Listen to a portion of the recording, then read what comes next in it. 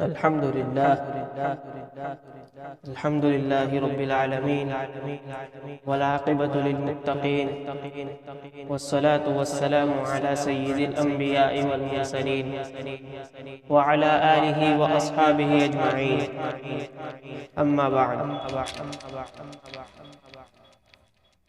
قابل احترام عزیز بھائی دوست بزرگوں، رب کائنات کا احسان ہوا، کرم ہوا کہ اس پاک ذات نے ایک اہم فریضہ یعنی عشاء کی نماز باجماعت پڑھنے کی توفیق عطا فرمائی. یہ اسی کا احسان ہے، اسی کا کرم ہے، اور یہ محبت کی علامت ہے کہ اللہ تعالیٰ جس بندے سے محبت کرتا ہے اسے اپنے گھر میں آنے کی توفیق دیتا ہے. یہ اللہ کی طرف سے محبت کی علامت ہے. اور ایک جگہ پر فرمایا کہ اللہ رب العزت ایک نماز کے ادا کر لینے پر ہمارے اعمال نامے میں کروڑوں نیکیاں لکھ دیتے ہیں، اور کروڑوں سال جہنم کی آگ سے اللہ رب العزت نے ہماری حفاظت کر لی. ایک جگہ پر فرمایا کہ ایک نماز کا چھوڑ دینا آدمی کو کفر سے ملا دیتا ہے. اللہ موت تک 5 وقت کی نماز پابندی کے ساتھ پڑھنے کی توفیق عطا فرمائے. اور مزید کرم یہ ہوا کہ تھوڑی دیر دین کی فکروں کو لے کر یہاں جمع فرمایا. یہ بڑی اونچی فکریں ہے، بڑی اونچی مجلس ہے کہ ایسی مجلس پر بڑے بڑے مغفرت کے وعدے ہیں، جو ہے گناہوں کو نیکیوں میں تبدیل کر دینے کے وعدے ہیں. فرشتے آسمان تک قطاریں لگا کر کھڑے رہتے ہیں اور دعائیں مغفرت کرتے ہیں. دیکھنے کے اعتبار سے یہ چھوٹی سی مجلس ہے، اللہ رب العزت کے نزدیک بڑی قدر والی ہے، بڑی قیمت والی ہے. کہ ایسی مجلسوں میں جو اللہ رب العزت کی ابدانیت کو بیان کرتا ہے، اللہ رب العزت اس کا اس پاک مجلس میں بیان کرتے ہیں، یعنی فرشتوں کی مجلس میں. ایک جگہ پر ایسی مجلسوں کی فضیلتوں میں بتایا گیا کہ کوئی انسان ایسی مجلس کے قریب سے گزرتا ہے تو اللہ رب العزت قریب سے گزرنے والے کی مجلس کی برکت سے مغفرت فرما دیتے ہیں. اللہ ہمیں اس کا یقین نصیب فرمائے اور موت تک ایسی مجلسوں میں بیٹھنے کی توفیق عطا فرمائے. فرمایا اللہ رب العزت نے ہمیں دنیا میں بے شمار نعمتوں سے نوازا ہے.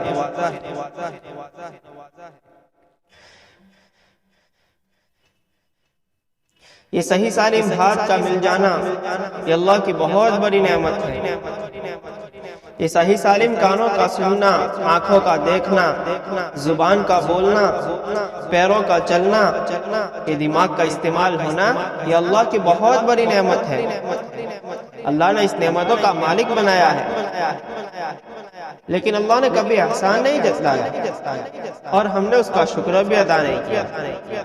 اتنی ساری نعمتیں بتائی کہ دنیا کے اندر جتنے بھی سمندر ہیں ان کو سائن بنا دیا جائے، سمندر کے پانی کو، زمین کو جو ہے کاغذ بنا دیا جائے، اور دنیا کے اندر جتنے بھی پیڑ ہیں ان کو قلم بنا دیا جائے، اور ان نعمتوں کو لکھتے جائے. ایک وقت ایسا آئے گا کہ سمندر کے پانی کے سائن ختم ہو جائے گی، وہ زمین کے کاغذ ختم ہو جائیں گے، وہ پیڑ کے قلم ختم ہو جائیں گے، لیکن اللہ رب العزت کی وہ نعمتیں کبھی ختم نہیں ہوئی. ایسی نعمتوں کے مالک بنایا ہے اللہ نے. لیکن اللہ رب العزت نے ایک نعمت ایسی دی، وہ نعمت دینے کے بعد اللہ رب العزت نے فرمایا اے میرے بندے میرے احسان مان کہ میں نے تجھے عظیم الشان ایمان والی دولت تجھے عطا کی. یہ دولت اللہ کے خزانے کی سب سے بڑی دولت ہے، سب سے بڑی نعمت. مولانا الیاس صاحب رحمۃ اللہ علیہ فرمایا کرتے تھے کہ ایمان والوں سے کہہ دو کہ ایمان کے دھوکے سے نکل جائے. ایمان کا دھوکہ کیا ہے؟ ایمان کا دھوکہ یہ ہے کہ زبانی اعتبار سے کلمہ پڑھ لیا لا الہ الا اللہ، اس کلمے کو دل کے اندر اتارنا ہے، یہ ایمان ہے. زبانی چٹنے سے، زبانی پڑھنے سے یہ ایمان کا دھوکہ ہے. آج ہم اپنے دل کی گہرائیوں میں ادھر کر دیکھیں کہ میرا ایمان کتنا بنا ہوا ہے، میں نے میرے ایمان کے پیچھے کتنی محنت کی. آج ہم سب غافل ہیں۔ یہ بڑی اونچی نعمتیں ہیں، اس کی قدردانی کی جائے کہ کل قیامت کے دن جہنم کے والے راستے سے ہٹ کر جنت میں لے جانے والی نعمت، کہ انسان کو جہنم سے بچا کر جنت میں لے کر جائے گی، بڑی اونچی نعمت، اس کی قدر کی جائے۔ ایمان والوں سے کہہ دو کہ ایمان کے دھوکے سے نکل جائے تو دھوکا کیا ہے؟ زبانی اعتبار سے کہہ دیا لا الہ الا اللہ، لیکن اسے دل کی گہرائیوں میں اتارنا ہے کہ ہر جگہ پر جو بھی دکھتا ہے تو دل سے سوچنا ہے کہ دنیا والوں سے کچھ نہیں ہوتا، مخلوق سے کچھ نہیں ہوتا، کرنے دھرنے والے ذات صرف ایک اللہ ہے۔ اس بات کو دل کی گہرائیوں میں اتارنا ہے، دل کی مایا کو بنانا ہے۔ اس ایمان کو بچانے کے لیے ایک مستقل محنت، اس محنت کے ذریعے انسان اپنی زندگی تبدیل کر سکتا ہے، انسان راہ راست پر آ سکتا ہے۔ ایسے فتنے فساد کے زمانے میں اللہ نے اس محنت کو چلایا ہے، اور اللہ نے ہمیں اس محنت کو لے کر بھیجا ہے، ہم آئے نہیں ہیں، ہمارا کوئی کمال نہیں ہے دنیا میں آنے کا، یہ تو اللہ نے ہمیں ذمہ دار بنا کے بھیجا۔ یہ نبیوں والی محنت ہے، اس محنت کو لے کر اللہ رب العزت نے سوالک زندگیوں کو آسمانی دنیا سے زمین پر اتارا، ایک ہی محنت کو لے کر۔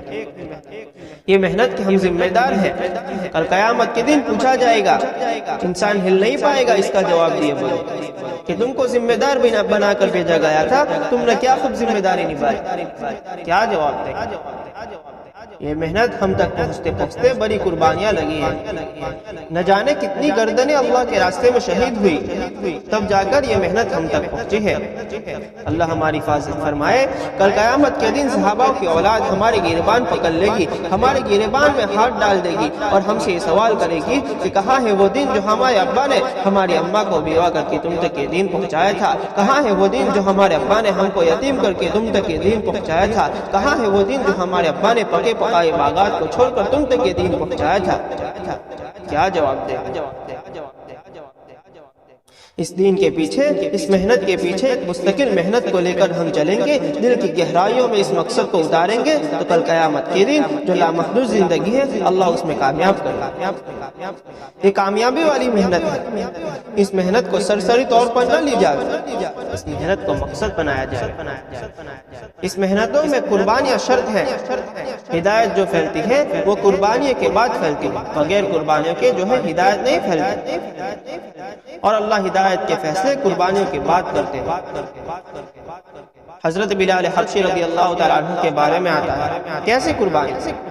کالے کلوٹے دیکھنے کے اعتبار سے فرمایا کہ جب کفار مکہ نے جب ان کو قید کر لیا تھا تو آپ علیہ السلام قریب سے گزرتے تھے تو مسکرا کر چلے جاتے۔ 2-3 مرتبہ ایسا ہوا، جب کفار مکہ سے جب آزاد ہوئے تو سیدھے آپ صلی اللہ علیہ وسلم کی خدمت میں حاضر ہوئے اور عرض کیا یا رسول اللہ صلی اللہ علیہ وسلم، کفار مکہ جب مجھے مار رہے تھے، پیٹ رہے تھے تو آپ مسکرا کر چلے جاتے تھے، آخر میں وجہ کیا تھی؟ تو آپ صلی اللہ علیہ وسلم نے فرمایا کہ بلال، جب کفار مکہ تم کو مار رہے تھے، پیٹ رہے تھے، تب جبرائیل میرے سرانے کھڑے تھے اور کہہ رہے تھے یا نبی اللہ، بلال یہاں مکہ میں مار کھا رہا ہے اور اللہ لوگوں کو حبشہ میں ہدایت دے رہا ہے۔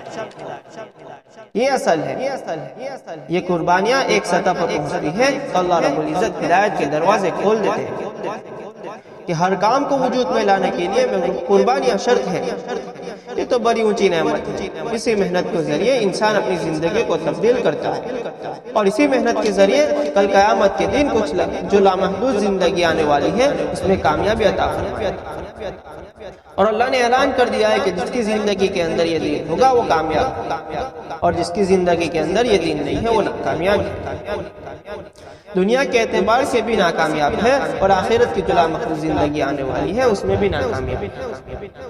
تو ہمارے دلوں کو، ہماری زندگیوں کو، ہمارے روح کو تبدیل کرے، وہ لامحدود زندگی ہے اس میں کامیاب ہو۔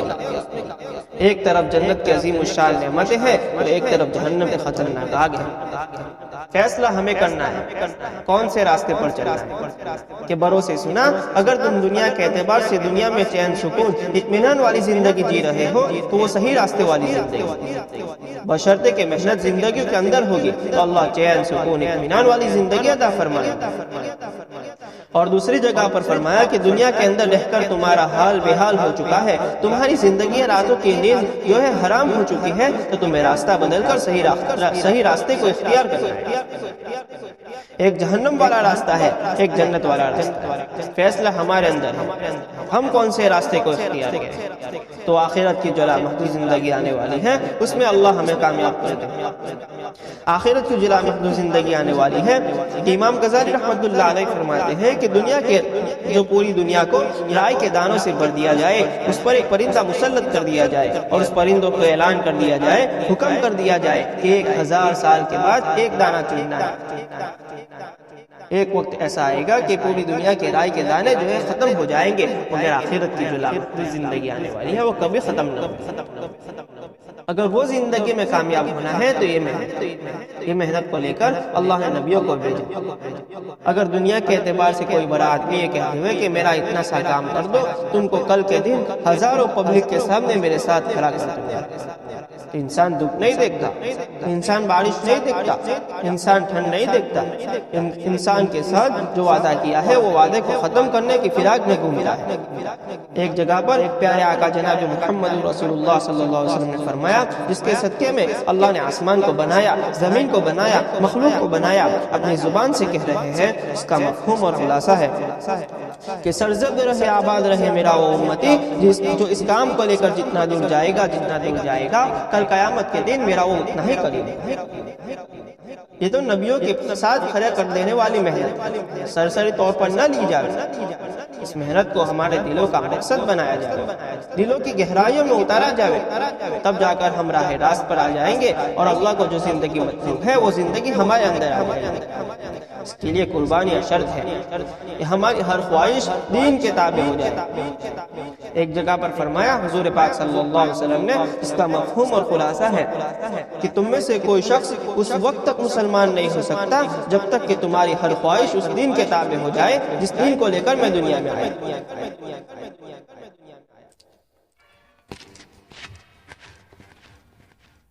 ہمارا چلنا پھرنا اٹھنا بیٹھنا جو ہے، ہماری 24 گھنٹے کی زندگی اللہ کے حکم اور پیارے آقا جناب محمد رسول اللہ صلی اللہ علیہ وسلم کے طریقوں پر آ جائے، اور یہ سب جو ہے زندگی صحیح راستے پر آ جائے، اس کے لیے ایک واحد محنت ہے، یہ چلت پھرت کی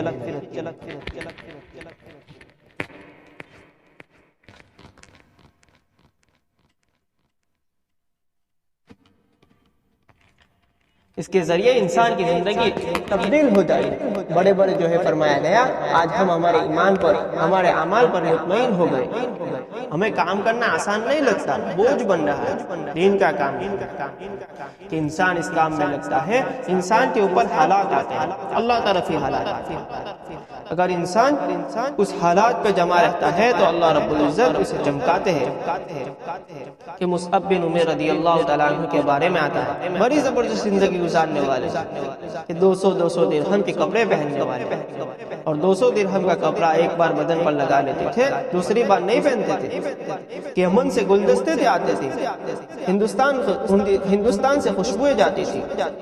جس گلی سے مصعب بن عمیر رضی اللہ تعالیٰ عنہ گزرتے تھے، اس گلی کی عورتیں گھر میں بیٹھے ہوئے پہچان لیتی تھی کہ یہاں سے مصعب گزرے۔ ایسے ہی زبردست زندگی گزارنے والے ان کے دلوں کے اوپر محنت کی گئی، آپ صلی اللہ علیہ وسلم نے ان کے دلوں کا محنت کا میدان بنایا، تب ان کی زندگی ایسی تبدیل ہوئی کہ دین میں لگنے کے بعد اللہ رب العزت کے یہاں سے ایسے حالات آئے کہ 200 درہم کے کپڑے پہننے والے کے پاس سطر چھپانے کے لیے کپڑا نہیں، اور اس حالات پہ جمے رہے تو اللہ رب العزت نے چمکایا۔ آج بھی وہی وعدے، لیکن محنت کو جو ہے ہماری زندگیوں سے نکلتی جا رہی ہے۔ اگر اس محنت کو ہم نے ہماری زندگیوں کا مقصد نہ بنایا تو غیر محسوس طریقے سے اس محنت ہماری زندگیوں سے نکل جائے گی اور اللہ نے اس نعمت کو چھین لیں گے۔ جو فرمایا تم میری نعمتوں کی شکر گزاری کرو، میں تمہاری نعمتوں میں اضافہ کروں گا۔ اگر شکر گزاری کرنا چھوڑ دیا تو وہ نعمتیں چھوٹ جائے گی، اللہ تعالیٰ چھین لیا کریں گے، اٹھا لیا کریں گے۔ یہ اللہ کی نعمت ہے، اس کی قدر کیجیے کہ اس کے ذریعے انسان کی زندگیاں تبدیل ہوتی ہیں، بشرطے کہ اس کی محنت اس دین کے تابع ہو جائے جس دین کو لے کر آپ صلی اللہ علیہ وسلم دنیا میں تو اللہ رب العزت نے اس زمانے میں اس دین کی محنت کو چلایا ہے، تو ہماری ذمہ داری ہے کہ ہر ایک مسلمان کے پاس یہ دین پہنچے۔ یہ محنت کیسے پہنچے گی؟ یہاں بیٹھے بیٹھے محنت نہیں پہنچے گی، یہاں بولنے سے سننے سے محنت نہیں پہنچے گی، اس کے لیے قربانیاں شرط۔ ہماری صلاحیتوں کو دین کے کام میں لا، یہ شرط ہے کہ ہماری صلاحیتوں کو کھولے۔ انسان صلاحیتوں کو کھولے گا تو اللہ چمکائے گا، جیسے صحابہ کو چمکایا۔ وہی وعدے آج ہمارے پاس ہیں، لیکن آج ہم ہر عمل پر مطمئن ہو گئے۔ جو بھی عمل کر لیا، 2 رکعت نماز پڑھ لی، مطمئن ہو گئے، کلمہ پڑھ لیا، مطمئن ہو گئے۔ یہ مطمئن ہونے والا کام نہیں، یہ تو متفکر ہونے والا کام، فکر مند ہونے والا کام، مطمئن نہیں ہونا۔ اس کام میں حضرت سفیان ثوری رحمۃ اللہ علیہ کا جب آخری وقت آیا تو اپنی پیشانی جو ہے زمین پر رگڑ رہے۔ کسی نے کہا، ارے سفیان، تیرا نام تو بڑے کتب ابدال میں شمار ہو رہا ہے اور تو اپنی پیشانی جو ہے زمین پر رگڑ رہا ہے۔ تو سفیان ثوری رحمۃ اللہ علیہ اپنے ایمان پر، اپنے اعمال پر کبھی مطمئن نہیں ہوئے۔ وہ کہنے لگے کہ وہ بڑا بے نیاز ہے، اگر پکڑنے پر آ جاوے تو 100 سال کے سجدے بھی منہ پر مار دے، اور اگر بخشنے پر آ جاوے تو بنی اسرائیل کی وہ خواہشہ عورت جس نے زندگی میں کبھی ایک بھی عمل ایسا نہیں کیا کہ اس کا چھٹکارا ہو جائے، مگر ایک پیاسے کتے کو پانی پلایا۔ اللہ رب العزت کو اس کا وہ عمل اتنا پسند آیا، اتنا پسند آیا کہ 4 قدم نہیں چلی، اللہ نے اس پر جنت واجب کر دی۔ ہم ہمارے اعمال میں مطمئن نہ ہوئے، فکر مند ہوئے، اس محنت کو لے کر چلیں گے، اللہ چمکائے گا۔ قربانیاں شرط ہیں، ہمارے جان مال کی قربانیاں شرط ہیں۔ گھر بار کو چھڑانا مقصود نہیں ہے، بیوی بچوں کو چھڑانا مقصود نہیں ہے، اصل مقصد یہ ہے کہ ہماری زندگیوں کے اندر دین آ جائے تو آخرت کی جو زندگی ہے وہ کامیاب ہوگی۔ اس کے لیے بھائی قربانیاں شرط ہے۔ تو بتاؤ ساتھی، کون کب سے اور کتنے وقت کے لیے اللہ کے راستے میں نکلنے کے لیے تیار ہے؟